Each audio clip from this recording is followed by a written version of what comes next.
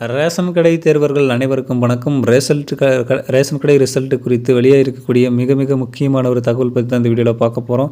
அதுக்கு முன்னாடி நம்ம சேனலுக்கு புதிய பார்வையாளர்களாக இருந்தீங்கன்னா மறக்காமல் சப்ஸ்கிரைப் பண்ணி பக்கத்தில் இருக்கிற பெல் ஐக்கானை கிளிக் பண்ணிக்கோங்க. அப்போ தான் எந்த அப்டேட்டும் மிஸ் பண்ணாமல் பார்க்க முடியும்.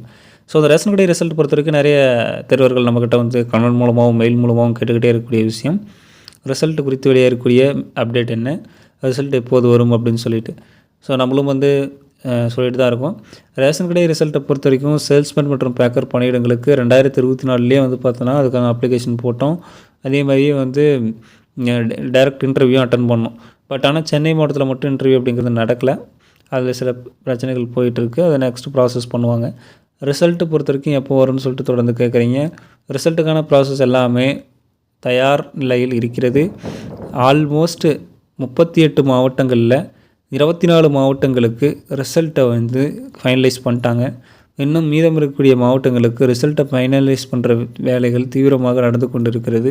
அதனால் ஒன்றும் பிரச்சனை இல்லை. இன்னும் ஒரு 15 நாட்களுக்குள்ளாக 10 to 15 நாட்களுக்குள்ளாக இந்த ரேஷன் கடை ரிசல்ட் அப்படிங்கிறது வெளியிடப்படும் அப்படிங்கிற மாதிரியான தகவல்கள் வெளியாகிருக்கு. நிறைய பேர் வந்து யோசிக்கிறாங்க, ரிசல்ட்டு டிலே ஆகுது அப்படின்னோடனே உள்ளே ஏதாவது பேரம் பேசுவாங்களா அப்படிங்கிற மாதிரிலாம் நிறைய பேர் யோசிச்சுட்ருக்கீங்க. ஸோ இந்த ரேஷன் கடை ரிசல்ட் பொறுத்து கூட்டுறவுத்துறை மூலமாக ஃபில் பண்ணுறது தான். நமக்கு டிஆர்பி மூலமாகவோ டிஎன்பிசி மூலமாகவோ அந்த மாதிரியான ஒரு ஸ்டாண்டர்ட் ஆர்கனைசேஷன் அப்படிங்கிறது கிடையாது. அப்படின்னும் போது அந்த ரெக்கமெண்டேஷன்லாம் பண்ணுறதுக்கான வாய்ப்புகள் இருக்குது அப்படின்னு தான் சொல்லணும். ஆனால் அரசு தரப்பில் என்ன விளக்கம் சொல்லியிருக்காங்க அப்படின்னா, அப்படிலாம் எதுவும் கிடையாது, நீங்கள் காசு கொடுத்து ஏமாற வேணாம், நாங்கள் வந்து மார்க்கு அது நீங்கள் பர்ஃபார்மன்ஸ் அடிப்படையில் தான் பணி நியமனம் பண்ணுவோம் அப்படின்றாங்க.